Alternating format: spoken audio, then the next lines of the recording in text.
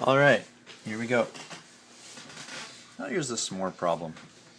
This is just like the s'more lab. Each ingredient has a different weight per dozen. Okay? And a single s'more is defined as 2 graham crackers,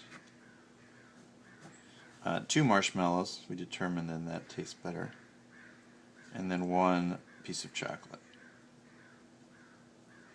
I mean, sure, there's other ways to make a s'more, but what do you do? Okay? So, how many dozen s'mores can be made if you are only given 50 grams of marshmallows, 50 grams of chocolate chips, and 50 grams of graham crackers?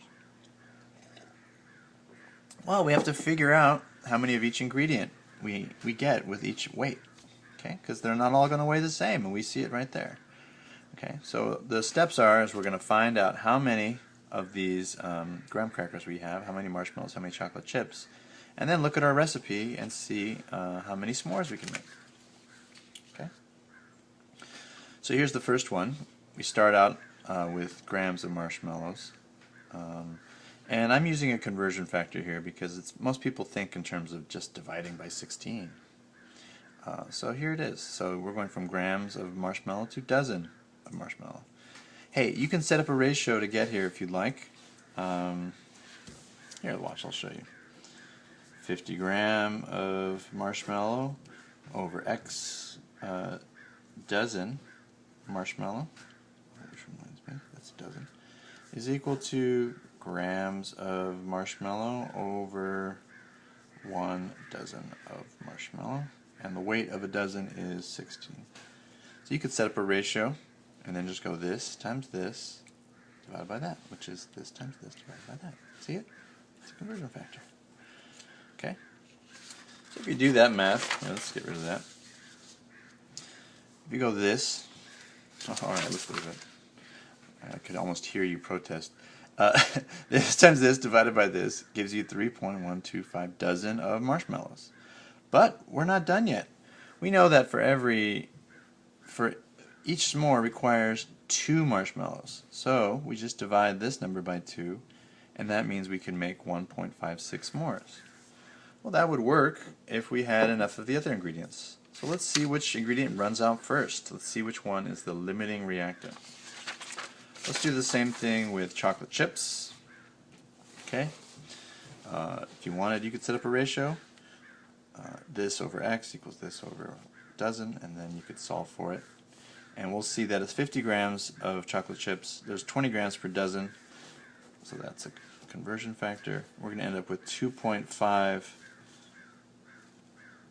dozen of chocolate chips. According to the recipe, 1 chocolate chip gives you 1 s'more, so we can make 2.5 dozen s'mores. Let's do the last one. 50 grams of graham crackers, and 30 grams per dozen, so that's going to give us 1.6 dozen of graham crackers. Okay, and we just divide it by 2 because 2 graham crackers gives you 1 s'more, and that gives you 0.83 dozen s'mores. Now let's look at it.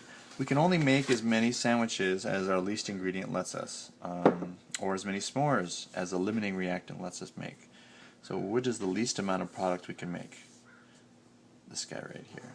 So that's how you do it. The way to find the limiting reactant is to calculate how much product you can make. If you're using moles, find the moles of the product. Whichever one gives you the least number of moles is the limiting reactant. So the graham cracker is the limiting reactant, also known as the limiting reagent. Okay, it's the one that runs out first. I like to call it's the cheese. Look, it's Swiss cheese right there.